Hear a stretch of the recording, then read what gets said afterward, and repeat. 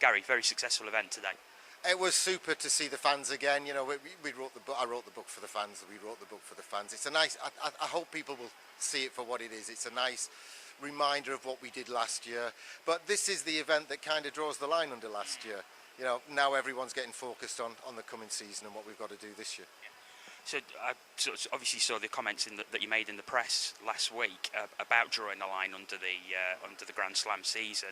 So is it forgotten about, or does it sort of lurk in the background? You can't ever forget about something like that. You know, I mean, let's analyse it. We've won the Cup 4 years in a row. We've won the playoffs 3 years in a row, and we've won the league for the first time. We've won 7 out of 9 trophies. We are, thankfully, a successful team. The fans make us successful as a business. The fans make us successful as a hockey team, and the players do their best for those fans. So yes, the line's drawn under it in as much as it's in the history books, but it's something that we've got to bear in mind. You know, we've set the bar very high, but we always do set the bar very high. You know, you're sick of hearing me say the ticket says versus, not beating, but we always try to beat the opposition. That's what we'll do every game. Looking forward to the new season. There's obviously it seems to have been a big step change in the quality of rosters. A lot of quality players coming through. Who do you think looks dangerous this season? The Panthers. I think we're the most dangerous team in the league, and I think last year we were a good side, and you know the proof is in the pudding. In that, you know, we've just taken 3 trophies out of the room there, where fans have been having their pictures taken with it. I think we were going great, and we were in the mix. Then when Kelsey came in, I think he gave us an edge. Now you only have to look at the rep of some of the guys that Corey's brought in this time to see that there's an edge going to be there right from the start. And other teams also have looked at what the Panthers achieved last year and whether they're spending money they can afford, or, you know, we're not going to be the biggest spenders, but we haven't been the biggest spenders for the last 3 years, and we've been the most successful club. So I like the fact that we've got a roster that's going to hit the ice, and we're going to be ready. We're going to go to Rotterdam.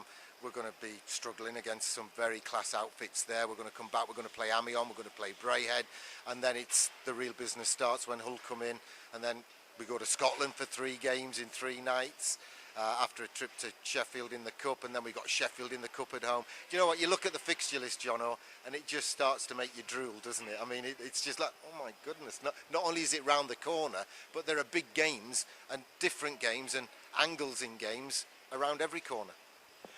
Looking a little bit further ahead into the season, obviously we've got the Continental Cup coming to Nottingham. Big boost to have that competition at the NIC. I'm just pleased to bring it to Britain. I'm pleased to bring it to the fabulous Capital FM Arena, and I hope we can put on a good show and the fans will support us, and not only our fans from around the league, because this is a chance for British ice hockey to say we are on the map. You know, Corey jokingly says sometimes when he asks a guy to come to Nottingham, to the UK Elite League, they think that he's asking them to go to Africa to play. You know, and they've not really heard of us. Well, they have heard of us, and we do well in our league, and it's a chance for us to do well on the European stage, both as a club playing and as a sport playing the sport of ice hockey. You know, so we can try and put a mark down and put down a standard, and who knows, second round of the Continental Cup this year, you know, it might not be the GB under-18s in Dumfries next time around. It might be the GB national team playing out of Nottingham, or it might be a later round of the Continental Cup, or it might be some other competition and what have you. So yeah, I would like to think it's a springboard opportunity for us to put Nottingham on the European map. Do you think we've got a chance of winning it? I think we've got a very good chance of getting through to the next round, and then it's going to be Italy, and there's Asiago, who we played last year. So, you know, yeah, they beat us, we beat them, and it went to that mini game. Yeah, we got a chance there as well. So I'll be disappointed if we don't get through the first round, but it's knockout competition. You know, I remember going to Rouen. I remember going to, was it Amiens we went to? No, it was Rouen we went to, and we lost 1, 2, 3, 4 plays I can remember in the first game in a period, and it got a little bit difficult from there on in, and then we only got knocked out by a Milan side that had brought in some big guns and some big money players.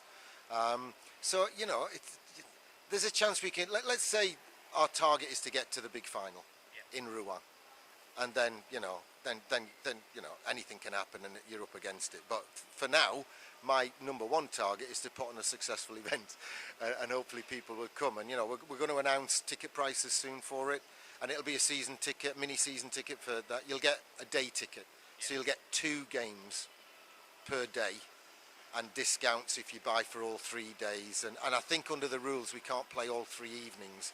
I think we have to play an afternoon game. So I would imagine that means we'll probably play the Saturday afternoon game. We'll play evening on the Friday, Saturday afternoon, evening on the Sunday. And it'll be that kind of format, because otherwise the fans won't be able to get to all of our games. You know, if we put the afternoon game on the Friday or the Sunday, there's less opportunity for the fans to get to it. So we've got to bear all of those things in mind and sit down and have a good think about it, and then leave it for a day, as I like to do, and go back and say, have we got that right? Let's think that one through. But that's the plan. And you know, if it's about normal ticket price and you're getting 2 games for it, I think it's going to be a bit of a bargain as well, and you'll get the other game. In effect, you're getting the afternoon game for free on the days when we're playing in the evening, and the evening game for free when we're playing in the afternoon. It's that kind of setup that we're looking at. Well, thanks as always for your time, Gary, and good luck for the rest of the season. Well, thank you. Have a good year on the microphone, and I hope he sorts the camera out a bit better for you. I know what you say about him off camera, and I know he doesn't like to know it, but you know, it's just like me and Corey. Can't get the staff. I know, you just can't. And as for that bloke in the background, thank goodness he's going to Hull.